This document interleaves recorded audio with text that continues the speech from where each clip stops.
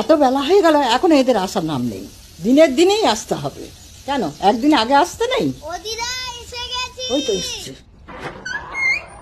এসো বাবা এসো। বাবা ছেলে মেয়েগুলো কিরুগা হয়ে গেছে। ওসব ছাড়ো, তুমি আগে বলো বাবাকে নিমন্ত্রণ করেছো, আমাকে কেন করোনি? আজ তো জামাই ষষ্ঠী, জামাই ষষ্ঠীতে জামাইকে নিমন্ত্রণ করব না? আর তুমি তো আমার দাদু ভাই, তোমাকে আবার নিমন্ত্রণ করতে হবে? তাহলে নাতি ষষ্ঠীর সময় শুধু আমাকে নিমন্ত্রণ করবে তো? হাসছো কেন? তোমার সব রান্না হয়ে গেছে? খেতে দাও, আমার খুব খিদে হয়েছে। হয়ে গেছে তো, এই তো মাংসটা না বানাও, এবার একটু গরম মশলা ছড়ালেই হয়ে যাবে। আয় তোরা জামা কাপড় ছেড়ে চান করে না, আমি ভাত বাড়ছি। এই নিন মা, দই আর মিষ্টিটা রাখুন। আশা থেকেই দিদার সাথে ঝগড়া করে যাচ্ছিস। আগে ভালো করে প্রণাম কর দেখি দাদু দিদাকে।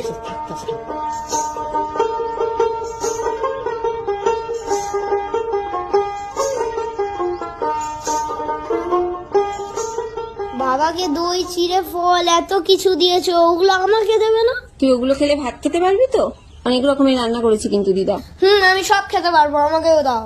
দাঁড়া ভাই, আমি তোকে দিচ্ছি। না না, আগে বাবার থেকে একটু খেয়ে দেখ কেমন লাগে। শুধু দই চিড়েটা মাখিয়ে রেখে নষ্ট করবি। আচ্ছা ঠিক আছে, ও খাক না। তাহলে আমাকে কিন্তু বাবার মতন এত বড় একটা মাছের মুড়ো দিত। পুরো তো একটাই আছে, তোরা বাবার সাথে বস, যেটা ভালো লাগে সেটাই। আমার জন্য এটাও নেই, ভাল লাগে না ছাই। এবার দেখছি আমাকেও বিয়ে করতে হবে, তাহলে আমিও জামাই ষষ্ঠীতে নিমন্ত্রণ